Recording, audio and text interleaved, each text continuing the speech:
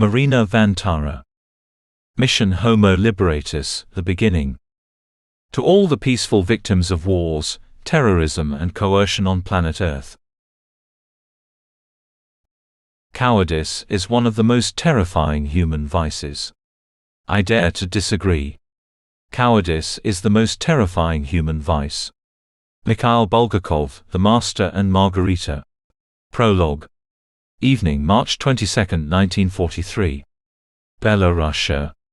Less than an hour has passed since the 118th Schutzmannschaft Battalion, having completed its grim task, left Katyn. In the chilling silence of twilight, amidst the whiteness of bare birch trees and wet snow, a dark stain of ash looms on the ground ominously. This is what the executioners had turned the village into. The charred remains of peasant homes are blazing, sending tendrils of acrid smoke into the air. Over one of the ruins hangs a persistent stench of burnt human flesh. It lingers in the windless forest. The only sound on the street, which was bustling with life just the day before, is the crackling of smoldering wooden beams breaking the unbearable silence. Leading away from that barn are several trails of human footprints. At the end of each trail lies a corpse sprawled in the snow, arms outstretched, backs riddled with bloody bullet holes.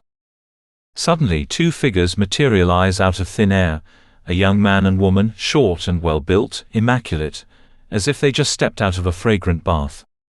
They are barefoot and dressed in light green Greek-style tunics. Their finely sculpted silhouettes look as though someone has cut them out of paper and cynically tossed them in ashes. The strangers bear no resemblance to the fair-haired locals or the blonde Aryans. Instead, they are dark-skinned and black-eyed like gypsies. Yet their faces, unlike the restless, troubled expressions of gypsies, radiate an unearthly calm against the charred, bloody carnage that lies before their eyes. For several minutes, hand in hand, they survey the scene of devastation. Then the girl's thoughts ring out like a scream. Such inhuman cruelty. Could we really not have stopped this? This is precisely human cruelty, my dear. It cannot be stopped. At least not yet, the man answers. His boundless sorrow washes over his companion. Let's focus on finding him. I'm starting to fear he didn't survive. I believe he did. He's your son, after all. The man casts her a grateful look. He's so little. If only I had known this would happen today, I would have taken him with me when I left for the Unity. But I felt sorry for Polina, and wanted them to have as much time together as possible. Foresight isn't my strong suit.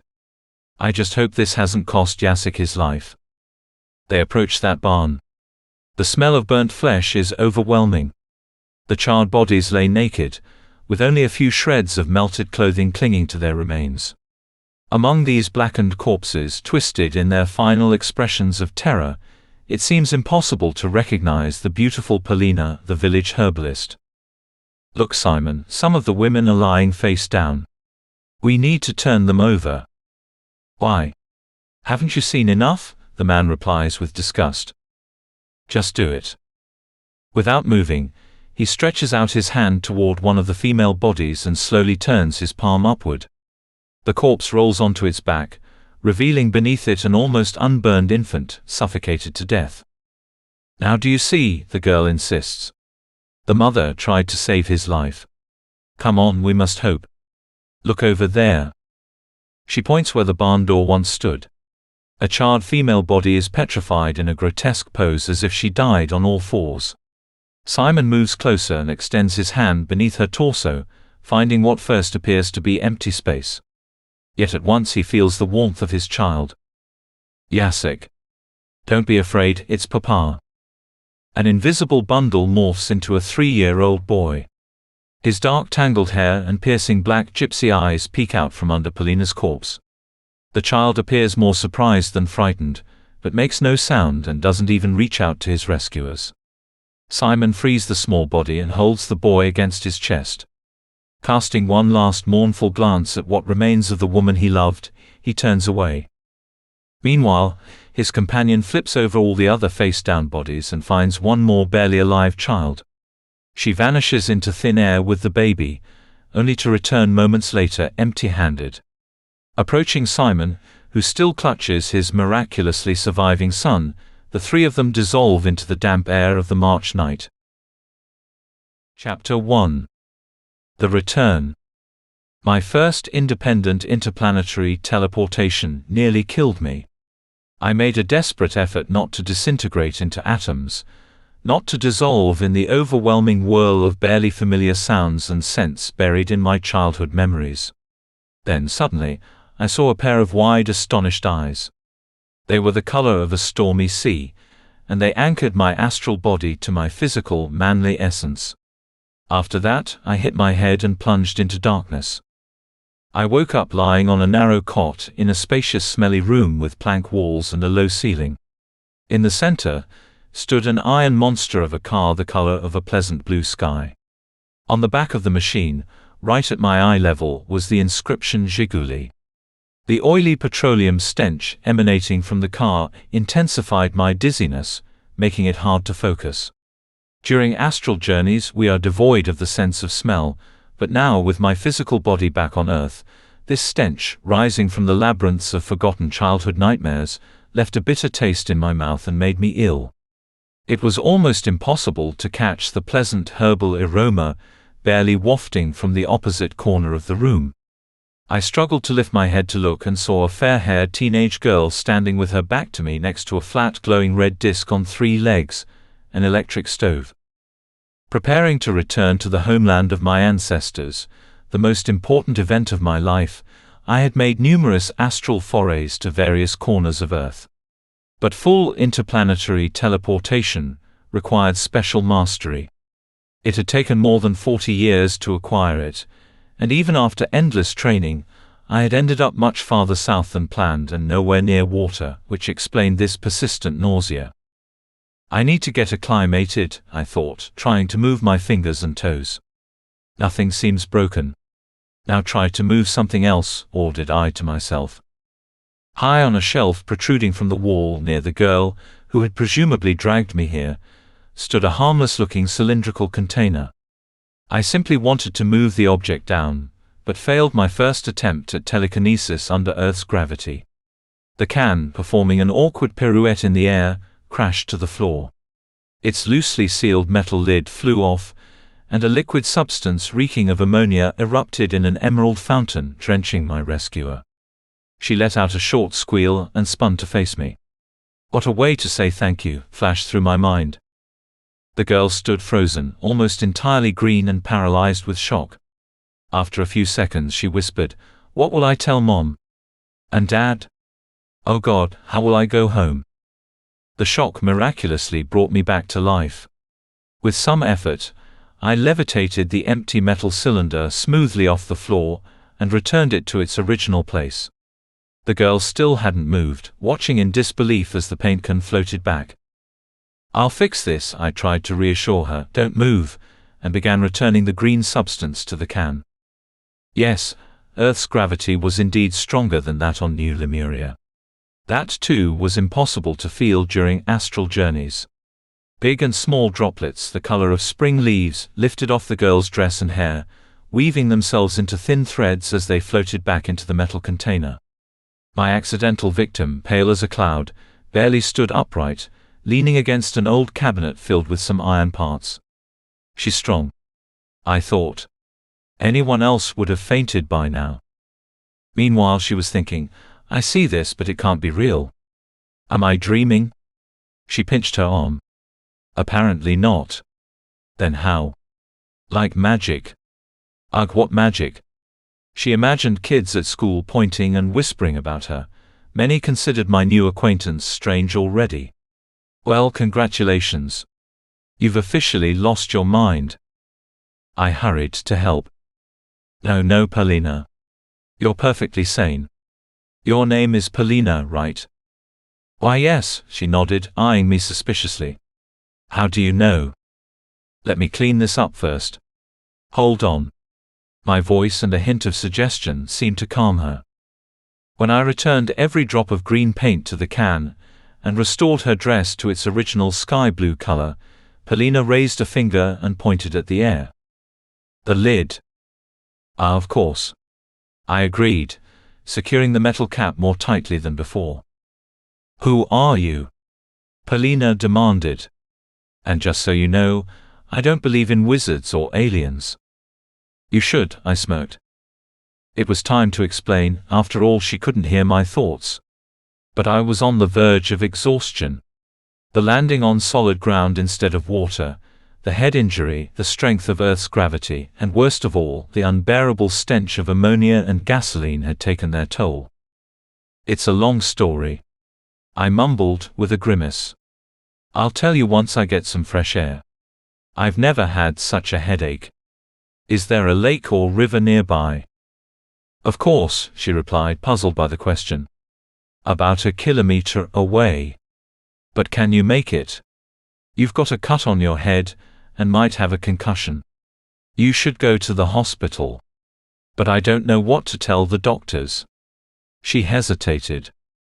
"So they don't think you're crazy?" "No, your hospital is definitely out of the question. I'll make you a compress. Here, apply this." Polina handed me a towel, soaked with a herbal infusion. "Too bad it's warm." I pressed it to my forehead, as she returned with a metal mug filled with the same infusion. "Drink this. It should help with the pain." "Thank you, dear." I took a sip and felt my strength return. My heart suddenly raced at the memory of another Polina, my mother, who used to prepare the same remedy. "I won't have to walk," I explained. "Here's what we'll do. You head to the lake and I'll rest with the compress. I'll meet you there. I know you're dying of curiosity." Without further questions, Polina grabbed her jacket and left the garage, locking it behind her.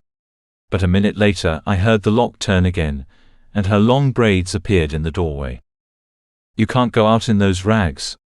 She rummaged through a pile of her father's old clothes, found a decent pair of trousers, a checkered shirt, and a dark green sweater, and handed them to me. "Here. Wear these." She added a pair of slightly oversized brown shoes and finally left for the lake. I too was eager to escape the company of the stinking monster called Zhiguli, which did nothing to improve my condition. And besides, I felt drawn to this girl. Even with little knowledge of the area, I no longer feared getting lost. The bond that had formed between us at my landing felt so strong. It felt as if I couldn't possibly lose Polina, whether at the farthest corner of Earth or the most uncharted point of the universe. I had already figured it out. Falling here, right at her feet, was no accident, for kindred souls are drawn to each other like magnets and guide one another like a compass. I felt as if I hadn't landed on an alien planet, but rather somewhere I already considered home. The teleportation to the lake went surprisingly smoothly, aside from the fact that I had to muster my last reserves of strength to do so. Tuning into Polina's thoughts, she thought quite loudly, I materialized out of thin air within arm's reach of her. Sitting on a narrow wooden bench by a small round pond, the girl squirmed impatiently, then let out a soft squeal upon my magical arrival, even though it was already the second time she had witnessed it. A few fishermen on the opposite bank were so absorbed in their evening catch and private musings that they paid no attention to the teleportation that had occurred practically right under their noses. However, when I waded into the water, they immediately noticed and began pointing at the lunatic who decided to go swimming in mid-April. The water was indeed rather cold, but it revived me better than the tropical sun-warmed waters I was more accustomed to. Within a few minutes, I was already sitting on the shore, drying my soggy, oversized clothes without undressing by raising my body temperature, while Polina watched in amazement as white steam rose from me. Finally, everything dried, and I stretched out on the soft grass, enjoying the sight of sparse, fluffy clouds tinged with a pinkish gray in the twilight sky. Polina slid down from the bench and sat next to me on the ground, hugging her knees. The lake shore was densely lined with bushes and beautiful white bark trees. Their slender drooping branches were covered with swollen brown buds and in some places sticky newborn leaves. Tiny midges, recently awakened, buzzed around, while fuzzy bumblebees striped yellow and black hovered clumsily around clusters of flowers resembling sea foam. My mind and body quickly began to recover, soaking up the energy of the life swarming all around. Now I could get a better look at Polina. At home, I had often heard about the attractiveness of Earth women. My mother, who oddly enough shared the same name as this young girl, was the only Homo sapien woman I had known until that day. Memories of my mother were always tinged with sadness and bitterness, blurred by time and space.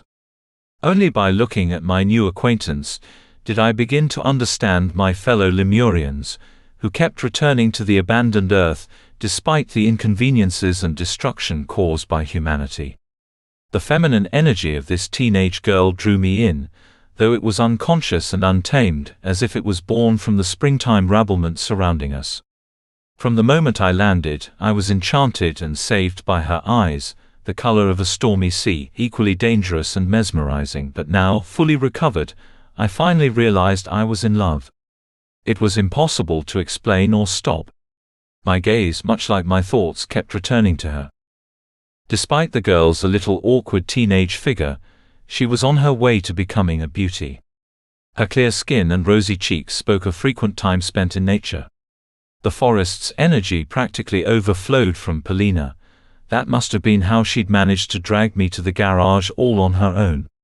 She was slightly plump, which only emphasized her transformation from girl to woman.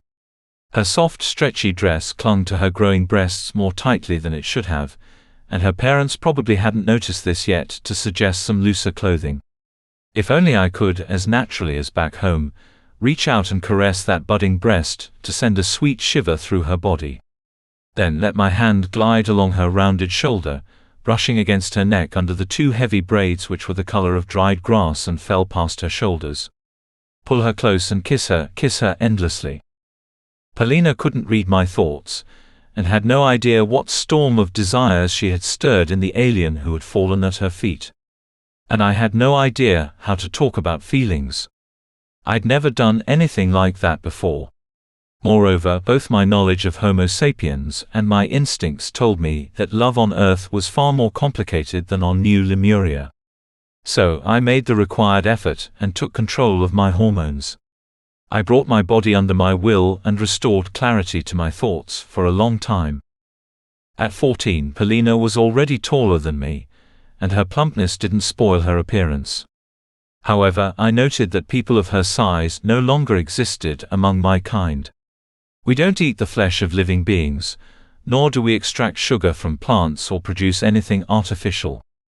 Instead, we exchange energy with nature rather than storing it as fat in our bodies.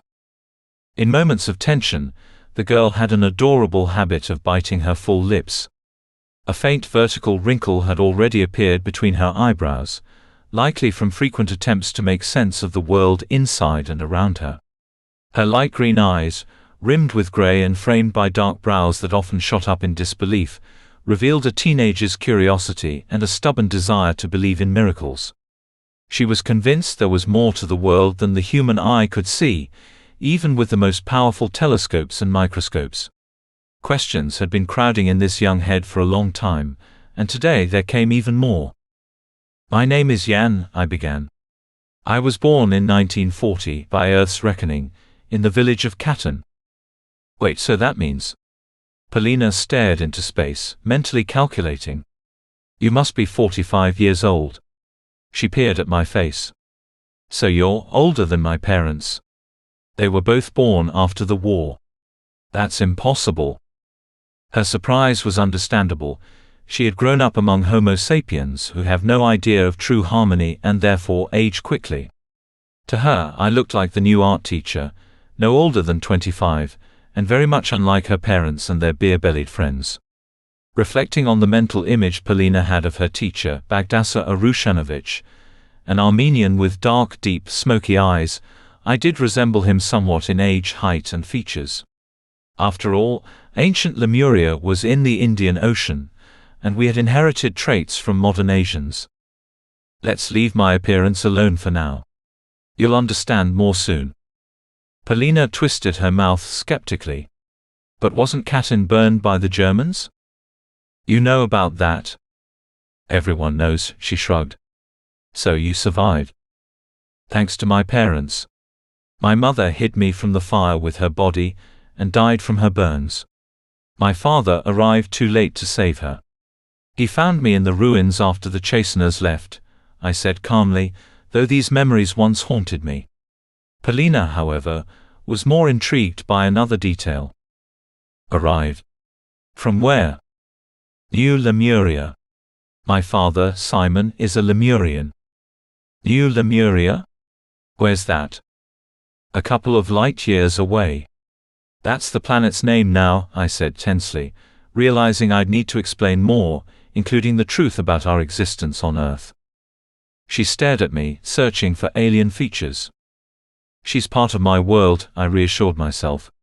She carries a drop of Homo Liberatus blood. It's better if she knows the source of her awakening power before she learns to use it. My attraction to her left me no choice. Only the truth could keep Polina in my life, the truth about me and herself. All right, listen, I said. Marina Vantara. Mission Homo Liberatus, the beginning.